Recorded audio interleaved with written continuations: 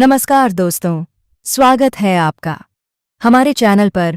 आज हम आपके लिए एक ऐसी अद्भुत और रहस्यमयी कथा लेकर आए हैं जो आपके हृदय को भक्ति से भर देगी और आपके जीवन की कई उलझनों का उत्तर भी देगी। यह कथा हमें बताती है कि भगवान कभी अन्याय नहीं करते, वे केवल हमारे कर्मों का उचित फल देते हैं। कई बार जो हमें दुख दिखाई देता है वह वास्तव में किसी बहुत बड़े संकट से रक्षा होता है, और जो छोटा सा सुख हमें मिलता है वह भी हमारे पिछले जन्मों के पुण्यों का परिणाम होता है। इसलिए कभी भी अपने जीवन की परिस्थितियों को देखकर ईश्वर पर संदेह नहीं करना चाहिए, क्योंकि वे हमारे लिए वही करते हैं जो वास्तव में हमारे कल्याण के लिए आवश्यक होता है। बहुत समय पहले घने जंगलों के बीच एक प्राचीन शिव मंदिर था।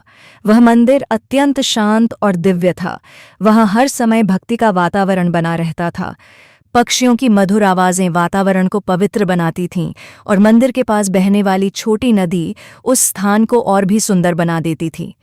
उसी मंदिर में प्रकृत्य नाम के एक महान ऋषि प्रतिदिन भगवान शिव की पूजा किया करते थे। वे अत्यंत सरल स्वभाव के थे। उनके मन में किसी के लिए द्वेष नहीं था।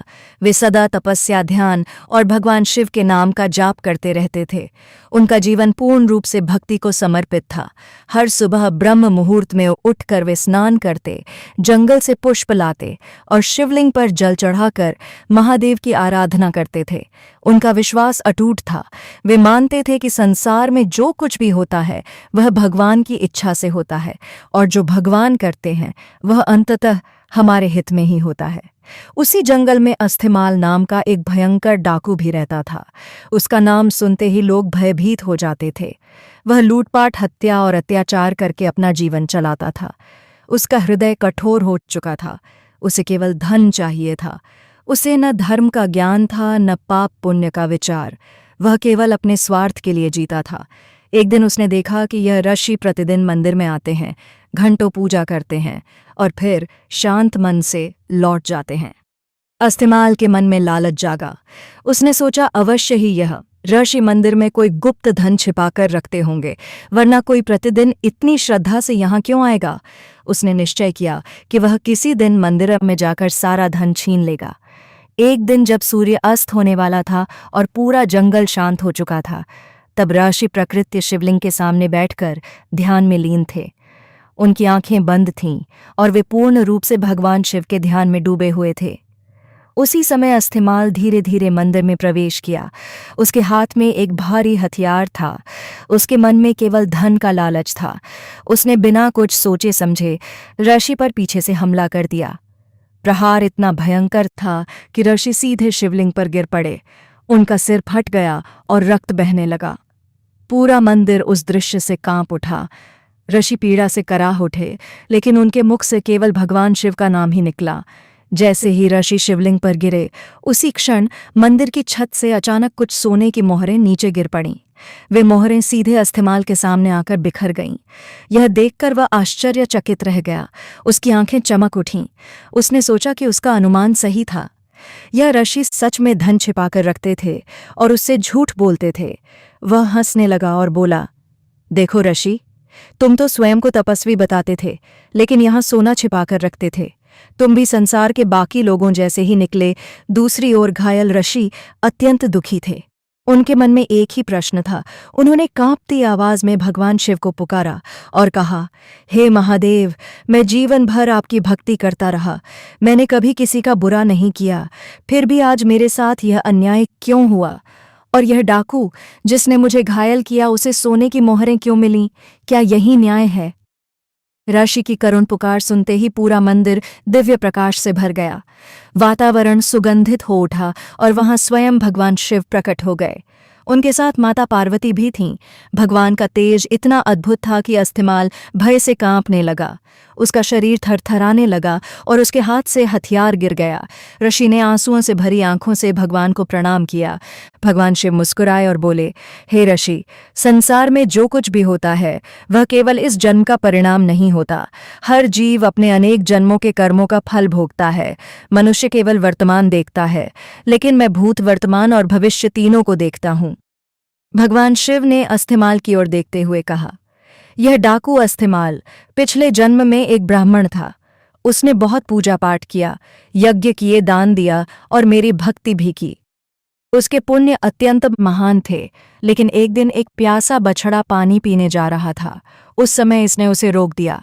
वह बछड़ा तड़पता रहा और यह उसे देखकर भी कठोर बना रहा। उस एक निर्दयी कर्म ने इसके सारे पुण्यों पर भारी प्रभाव डाला। भगवान बोले, उसी एक पाप के कारण इसे इस जन्म में डाकू बनना पड़ा, लेकिन इसके पूर्व जन्म के पुण्यों के कारण आज इसका राजतिलक होना निश्चित था। यह राजा बनने वाला था। इसका भाग्य अत्यंत ऊंचा था, लेकिन इस जन्म में किए गए पापों, हत्या, हिंसा और अत्याचार ने उसके उस महान भाग्य को नष्ट कर दिया और अब इसके हिस्से में केवल ये कुछ सोने की मोहरें आई हैं। अस्थिमाल यह सुनकर स्तब्ध रह गया। उसे पहली बार अपने कर्मों का भय महसूस हुआ। उसकी आंखों में पश्चाताप के आंसू आ गए। फिर भगवान शिव ने ऋषि प्रकृति की ओर देखा और बोले, हे प्रकृत्य, तुम पिछले जन्म में एक साधारण मछुआरे थे। तुमने अपने जीवन में अनेक मछलियों का शिकार किया था, अनेक जीवों की हत्या की थी। उसी पाप के कारण आज तुम्हारी मृत्यु निश्चित थी। तुम्हारा प्राण आज इसी क्षण समाप्त होना था, लेकिन एक दिन वही प्यासा बछड़ा जब पानी के लिए तड़प रहा था, तब तुमने दया दिखाते हुए उसे अपने हाथों से पानी पिलाया था। उस एक पुण्य ने तुम्हारे जीवन की दिशा बदल दी। उसी पुण्य के कारण तुम्हें इस जन्म में ऋषि का जन्म मिला और तुम्हें भक्ति का मार्ग प्राप्त हुआ। भगवान शिव बोले, आज मृत्यु तुम्हारे सामने खड़ी थी, लेकिन इस जन्म की तपस्या, भक्ति और संचित पुण्यों के कारण मृत्यु तुम्हें स्पर्श भी नहीं कर सकी। वह केवल एक घाव देकर लौट गई। यदि तुम्हारी भक्ति न होती तो आज तुम्हारा अंत निश्चित था। यह सुनकर ऋषि की आंखों से आंसू बहने लगे। उन्हें समझ आ गया कि भगवान कभी अन्याय नहीं करते। वे वही देते हैं जो वास्तव में हमारे लिए उचित होता है, जो हमें दुख लगता है। वह कई बार किसी बड़े संकट से रक्षा होता है। अस्थिमाल भी भगवान के चरणों में गिर पड़ा। उसने रोते हुए कहा, प्रभु, मुझे क्षमा कर दीजिए। मैंने अज्ञान में अनेक पाप किए हैं। मुझे सच्चा मार्ग दिखाइए। भगवान शिव ने कहा, जब मनुष्य अपने पाप को स्वीकार कर लेता है और सच्चे हृदय से पश्चाताप करता है, तब उसके लिए मुक्ति का मार्ग खुल जाता है। आज से हिंसा छोड़ दो, धर्म और सेवा का मार्ग अपनाओ, तुम्हारा जीवन बदल जाएगा। अस्थिमाल ने उसी क्षण अपने हथियार त्याग दिए और भगवान के चरणों में समर्पित हो गया। उसने प्रण लिया कि अब वह अपना जीवन सेवा और भक्ति में लगाएगा। दोस्तों, यही इस कथा का सबसे बड़ा संदेश है। जब जीवन में बिना कारण दुख आए तो तुरंत भगवान को दोष नहीं देना चाहिए। हो सकता है कि भगवान किसी बहुत बड़े संकट को छोटा करके हमें दे रहे हों। कई बार हम सोचते हैं कि हमने तो किसी का बुरा नहीं किया, फिर हमारे साथ कष्ट क्यों? लेकिन हम अपने पिछले जन्मों को नहीं जानते। भगवान सब जानते हैं। हमारा भूत, वर्तमान और भविष्य वे कभी अन्याय नहीं करते। इसलिए हमें हमेशा अच्छे कर्म करने चाहिए।